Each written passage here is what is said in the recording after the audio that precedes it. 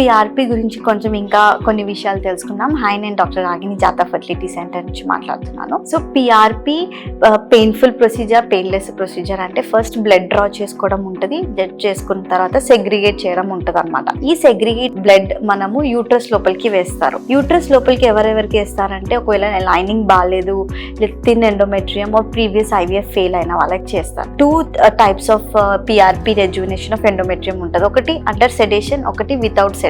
Without sedition అంటే just IUI లాగా పిఆర్పిని uterus క్యావిటీలోకి పెట్టడం. సెకండ్ థింగ్ ఏంటంటే హిస్ట్రోస్కోపిక్ గైడెడ్ పిఆర్పి రెజ్యునేషన్ చేస్తే దాని రిజల్ట్స్ కొంచెం చాలా బెనిఫిషియల్ ఉంటుంది అనమాట అండ్ లాంగ్ టర్మ్ ఉంటుంది అనమాట. సెకండ్ థింగ్ అంటే ఓవరీ రెజ్యునేషన్ కూడా ఉంటుంది. ఇందాక చెప్పినట్లే అది చాలా వరకు ఎగ్ నంబర్స్ ని ఇంప్రూవ్ చేస్తుంది, ఎగ్ క్వాలిటీని ఇంప్రూవ్ చేస్తుంది. కాబట్టి మనకి వాళ్ళ ఓన్ సెల్ఫ్ ఎగ్స్ తో ప్రెగ్నెన్సీ ఇచ్చే ప్రయత్నం చేసుకోవచ్చు. పెయిన్ఫుల్ అంటే అండర్ సెడేషన్ అవుతుంది కాబట్టి you know need to worry. ఇంకోటి ఏంటి అంటే చాలా మంది it has scene that PRP చాలా వరకు రిజల్ట్స్ వచ్చాయి. సో ఇది కొంచెం ఎక్స్పెరిమెంటల్ పర్పస్ అయినా కొంత పేషెంట్స్ కి చాలా బెనిఫిషియల్ వాళ్ళ ఓన్ ఎగ్స్ వాళ్ళకి ఇవ్వడానికి. దీంట్లో ఏదైనా డౌట్స్ ఉన్నట్లయితే జాతకు వచ్చి కనుక్కోండి. Thank you.